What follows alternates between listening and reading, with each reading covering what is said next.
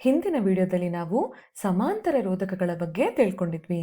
ಇವುಗಳನ್ನ ನಾವು ಸಮಾಂತರವಾಗಿವೆ ಅಂತ ಯಾಕಂತೀವಿ ಅಂದ್ರೆ ಈ ರೋಧಕಗಳು ಒಂದೇ ಬಿಂದುಗಳನ್ನ ಹಂಚಿಕೊಂಡಿವೆ. ನೋಡಿ, ಈ ಬಿಂದು ಎರಡೂ ರೋಧಕಗಳಿಗೆ ಒಂದೇ ಆಗಿದೆ ಅಲ್ವಾ? ಹಾಗೆ ಇವುಗಳು ಒಂದೇ ವಿಭವಾಂತರವನ್ನ ಹೊಂದಿರ್ತವೆ. ಅದಕ್ಕಾಗಿ ಈ ವ್ಯವಸ್ಥೆಯನ್ನ ನಾವು ಸಮಾಂತರ ರೋಧಕದ ವಿನ್ಯಾಸ ಅಂತ ಕರಿತೀವಿ. ಇನ್ನು ಹಿಂದಿನ ವಿಡಿಯೋದಲ್ಲಿ ನಾನು ನಿಮಗೆ ಹೇಳಿದ್ದೆ, ಈ ಸಮಾಂತರ ರೋಧಕಗಳನ್ನ ನಾವು ಸಂಯೋಜನಾ ರೋಧದಿಂದ ಈ ರೀತಿಯಾಗಿ ಬದಲಾಯಿಸಬಹುದು ಅಂತ. ಹಾಗಾಗಿ ನಾನು ಈ ಸಮಾಂತರ ರೋಧಕಗಳನ್ನ R1 ಹಾಗೂ R2 ಅಂತ ಕರಿತಾ ಇದ್ದೀನಿ. ಹಾಗೆ ಇವೆರಡನ್ನೂ ಬದಲಾಯಿಸುವಲ್ಲಿ ಸಂಯೋಜನಾ ರೋಧವನ್ನ RP ಅಂತ ಕರಿತಾ ಇದ್ದೀನಿ. ಮತ್ತು ಇವುಗಳ ನಡುವಿನ ಸಂಬಂಧ, ಈ ಎರಡೂ ಸಮಾಂತರವಾದ ಪರಸ್ಪರ ರೋಧಗಳ ಮೊತ್ತ ಈ ಸಂಯೋಜನಾ ರೋಧಕ್ಕೆ ಸಮನಾಗಿರಬೇಕು. ಹಾಗೂ ಈ ಮಂಡಲದಲ್ಲಿರುವಂತಹ ಪ್ರವಾಹ ಹಂಚಿಕೊಳ್ಳುವಿಕೆ ಮತ್ತು ವಿಭವಾಂತರದ ವರ್ತನೆಯನ್ನ ಕೂಡ ಇದು ಖಚಿತಪಡಿಸ್ತಾ ಇದೆ. ಸಮೀಕರಣವನ್ನ ಬರ್ಕೊಳ್ತಾ ಇದ್ದೀನಿ. 1/RP is equal to 1/R1 plus 1/R2. ಈ ಎರಡು ರೋಧಕಗಳನ್ನ ಸಮಾಂತರವಾಗಿ ಹೊಂದಿರುವಾಗ ಸಂಯೋಜನಾ ರೋಧವನ್ನ ಕಂಡುಹಿಡಿಯೋದಕ್ಕೆ ಈ ಸಮೀಕರಣವನ್ನ ಬಳಸಲಾಗುತ್ತೆ. ಇದು ಒಂದು ಈಗ ಪ್ರಮುಖ ಪ್ರಶ್ನೆಗೆ ದಾರಿ ಮಾಡ್ತಿದೆ. ಅದೇನಪ್ಪಾ ಅಂದ್ರೆ, ಎರಡು ರೋಧಗಳಿರುವಾಗ ನಾವು ಈ ಸಮೀಕರಣವನ್ನ ಬಳಸಿ ಸಂಯೋಜನಾ ರೋಧವನ್ನ ಕಂಡುಹಿಡಿತೀವಿ. ಎರಡಕ್ಕಿಂತ ಹೆಚ್ಚು ರೋಧಕಗಳು ಸಮಾಂತರವಾಗಿ ಹೊಂದಿದ್ರೆ ಏನ್ ಮಾಡ್ಬೇಕು?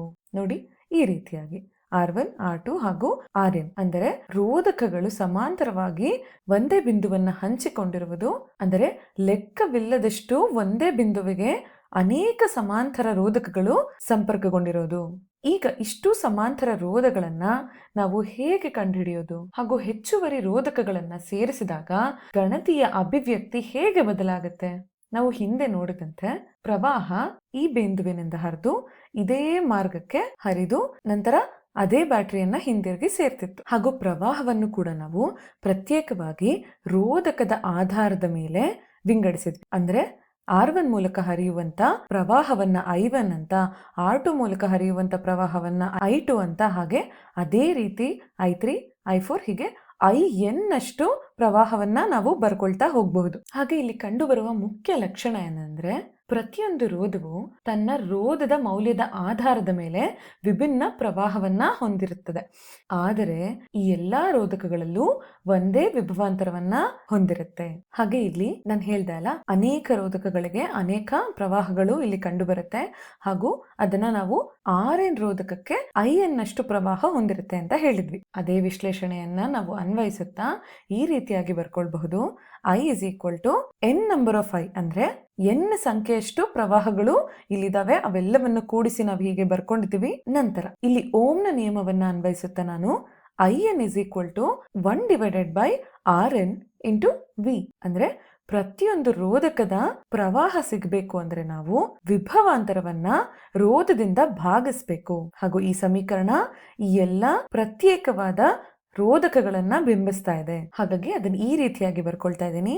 ಈ Rn ಅನ್ನ ನಾನು 1/R1 plus 1/R2 plus 1/R3 ಹೀಗೆ 1/Rn ಅಷ್ಟು ರೋಧಕಗಳನ್ನ ಒಟ್ಟಿಗೆ ಸೇರಿ ಹೀಗೆ ಬರ್ಕೊಂಡಿದ್ದೀನಿ. ಹಾಗಾಗಿ ಇಲ್ಲಿ ಉಳಿದಿರುವಂತಹ ವಿಭವಾಂತರವನ್ನ ನಾನು ಪ್ರತ್ಯೇಕವಾಗಿ ಬರ್ಕೊಂಡಿದ್ದೀನಿ. ಈಗ ನಾನು ಹೇಳಿದ್ದೆ, ಇಷ್ಟು ರೋಧಕಗಳನ್ನ ನಾನು ಸಂಯೋಜನಾ ರೋಧಕದಿಂದ ಬದಲಾಯಿಸ್ಕೊಂಡಿದ್ದೀನಿ. ಈ RP ಎರಡು ರೋಧಕಗಳಿರುವಾಗ 1/R1 plus 1/R2 ಅಂತ ಹೇಗೆ ಸಮೀಕರಣವನ್ನ ಬರ್ಕೊಂಡಿದ್ವೋ ಅದೇ ರೀತಿ ಈ RP ಅನ್ನ ನಾವೀಗ 1/R1 plus 1/R2 plus 1/R3 ಹೀಗೆ ಬರ್ಕೊಂಡಿದ್ದೀವಿ. ಹಾಗಾಗಿ ನಾನು ಈ ಸಮೀಕರಣದಲ್ಲಿ ಇದಿಷ್ಟನ್ನು ಪರಿಗಣಿಸ್ತಾ 1/RP ಇಂದ ಬದಲಾಯಿಸ್ತಾ ಇದ್ದೀನಿ. ಹಾಗಾಗಿ ಈಗ ನಂಗೆ 1/RP ಏನ್ ಸಿಗತ್ತೆ? 1/R1 plus 1/R2 plus 1/R3 ಹೀಗೆ ಅದೆಷ್ಟು ರೋಧಕಗಳಿರುತ್ತೋ ಅಷ್ಟನ್ನು ಕೂಡಿಸ್ತಾ Rn ಅಷ್ಟು ರೋಧಕಗಳನ್ನ ಪರಿಗಣಿಸ್ತಾ ಸೂತ್ರವನ್ನ ಇಲ್ಲಿ ಬರ್ಕೊಂಡಿದ್ದೀನಿ. ಹಾಗಾಗಿ ಇದು ಯಾವುದೇ ಸಂಖ್ಯೆಯ ರೋಧಕಗಳನ್ನು ಒಂದೇ ಸಮಾಂತರ ರೋಧಕಕ್ಕೆ ಸರಳೀಕರಿಸುವ ವಿಧಾನವನ್ನ ನೀಡ್ತಾ ಇದೆ.